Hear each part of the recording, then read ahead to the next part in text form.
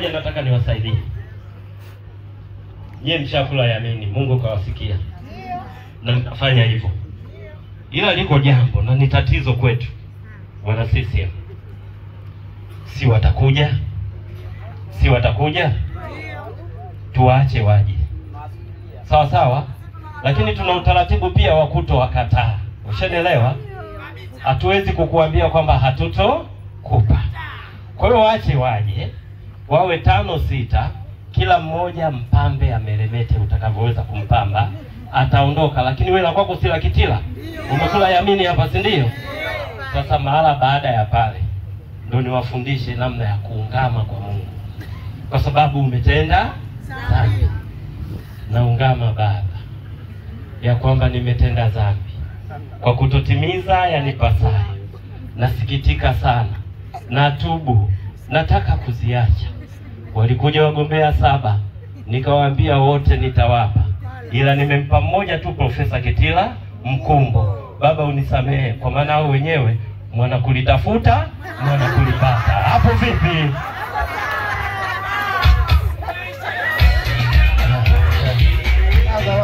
Unajua leo Profesa, watu walikuwa wanasema kwamba kuna ngome ngumu, walikuwa wanajitamba kwamba tutakwenda pale si kwetu. Ndio maana leo zile ngome walizokuwa wanazitaja nimezileta hapa makusudi, zinakuja kuungama. Sasa wanaungama makoka, umeelewa? Na nilikwambia sasa wanaungama makoka. Mufti twende. CCM oye! Kitila Mkumbo 20 tena. Makubuli Kibangu. Kitila Alexander Mkumbo oye! Kwa niaba ya pacha yako Rose, Kitila Mkumbo 20 tena. Kajima. Utaona mambo Profesa. CCM oye! Kwa niaba ya tawi la Kajima na kusema kwamba Kitila Mkumbo 20 tena. Sita hivyo.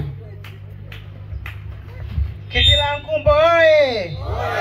Mimi nasema hivi, Kitila uongozi wako huu mpaka Mungu atakapoamua kukuchukua. Mitano tena. Kibango. CCM oye! Ngome kuu ya Kitila Mkumbo hoye!